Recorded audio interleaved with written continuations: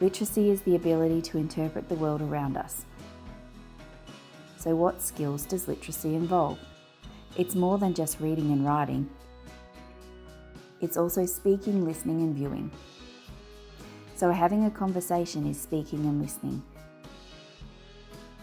Sending a text message is writing and reading, even if you just use emojis. Watching TV is using technology to listen and view.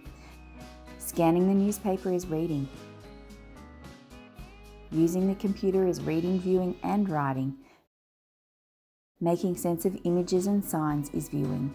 We all use our literacy skills every day. Everything you do to encourage your child to interpret the world around them will help them build their own literacy skills.